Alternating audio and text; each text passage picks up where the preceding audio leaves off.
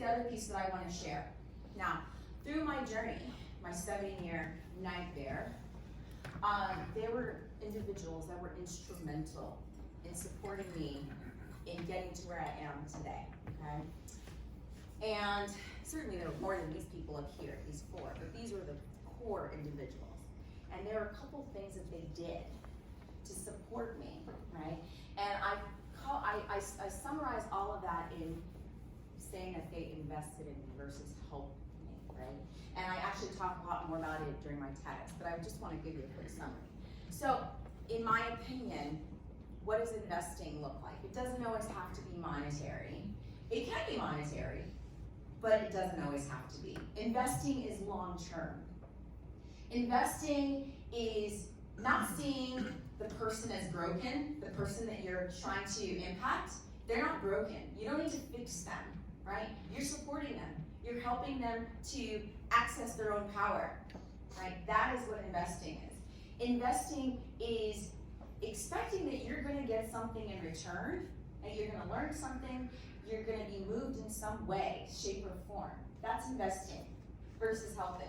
And then here's some other words to support it. So I just want to go through really quickly how each of these people invested in me versus helped me. So my benefactor, the judge, right? He came in as an investor, but specifically in the form of a sponsor, right? He could have just given me aid, right? Just given me money. Here's money, go to school, good luck with your life. I don't want to see you again, or you can, I'll get an email or a letter from you once every 10 years letting me know how you're doing, right? But he decided to sponsor me. And in my opinion, sponsorship was that even when the money stopped, right, because he was my benefactor through prep school, that was it. He and his wife still stayed in my life. They remained in my life, and they were involved in even helping me identify the right immigration lawyer to win my case. They have been involved in just encouraging me throughout this journey. Just 2 days ago, I got the nicest letter from my benefactor. Just 2 days ago, he lives in Charlottesville, Virginia. He and his wife said, I told him that I would come and visit in the summertime, and he said, so sweet, he said, we hope you'll come sooner. We really love you like our own daughter, right? This is over 20 years in the making. And it started with just someone giving me money, right? But it turned out to an investment, becoming an investment. My lawyer, so I told you I had 6 lawyers. My 6th lawyer did something unique and different from all the other lawyers that attempted to support me in the past. She validated me. I remember the day, because this was the natural process of working with immigration attorneys. So they look at your case and they review it, right? And they figure out whether or not they want to take your case. So I was sitting, I guess it was diagonal from her, and she's going through my case and she's like shaking her head, like, oh my gosh, this is horrible, horrible, horrible. And I'm trying to hold back tears. And she stops and looks up and she says, oh my gosh, you've been through so much. She saw me. She saw me. She validated me. That's what I needed to hear. Someone to acknowledge that I was a human being, I was going through something, and then it was no longer a matter of her saving me. She started to educate me about my own case, something that none of the other attorneys had ever done. Explaining to me, because I'm a smart individual, and I wanted to understand my own case. So she started to explain to me, okay, let me show you the brief. Let me show you the errors that your previous lawyer made. I started to understand that. I became much more empowered, right? So instead of blaming me, because the previous attorneys would blame me, like, why didn't you do this? How come it felt very much like an interrogation? My ally was a friend of mine, and she exercised empathy. And empathy is a word that I think sometimes people are not comfortable with, especially in the workplace, because we confuse empathy with sympathy sometimes. I've done trainings where people go, well, this is the workplace. I don't have time to be a therapist. I don't have time to be someone's consultant and let them cry on my shoulder. I don't have time for that. That's not what empathy is. That's what sympathy is, right? Sympathy is seeing someone as a person that needs to be fixed, feeling bad for them, right? Seeing them as less than you, right? You don't see yourself as equal to them, so that's why you feel bad for them, right? And you can't put yourself in their, you put yourself in their shoes, but from the perspective of, you being yourself, putting yourself in their shoes.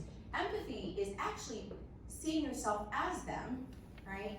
And then actually connecting with their experience. It's about active listening, hearing them, right? So my ally, friend, she was empathetic to me, and I'll tell you how.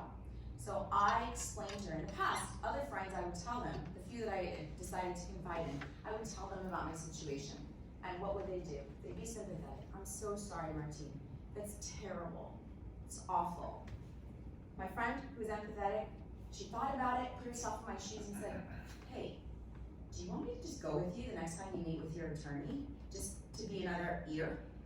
Because she imagined, she thought about it and put herself in the situation and thought, this sounds like when you go to the doctor, you get a diagnosis that you might want to go for a second opinion. It's always a good idea to what? Take someone else with you, just in case, because you're so emotional, you may not process everything. Well, she considered that and thought, maybe that's what Martine would need. That's exactly what I needed, right?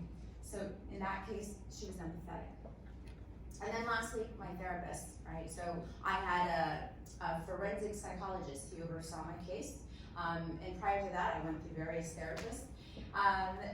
She showed me understanding instead of trying to agree with me. Because sometimes you can understand someone, listen to them, hear them. You may not necessarily agree, you don't have to. It's just that you're understanding what they're saying, right? And then you find a place to meet in the middle if you want to.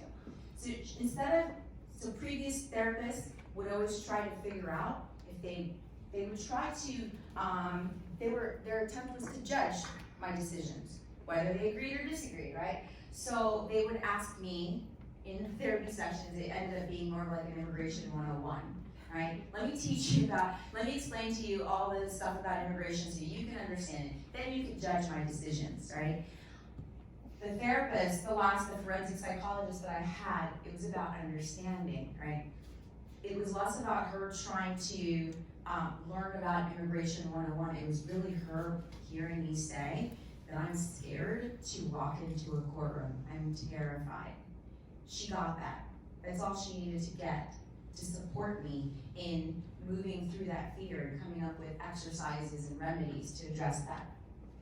So, in a nutshell, these individuals invested in me instead of helped me. And what did it do? It allowed me to have a sense of validation, trust. So validating feeling validated, feeling seen and heard. Being able to trust myself, trust my own voice, and trust other people. Then, empowerment. That was really critical because I felt so powerless. I felt like I couldn't do anything. I had no rights, no power in the space that I was in. And I started to create my own power, to see it and access it. And lastly, self-sufficiency, right? Starting to come up with ideas. So these individuals were my partners. They were part of my team, right? I became my best advocates,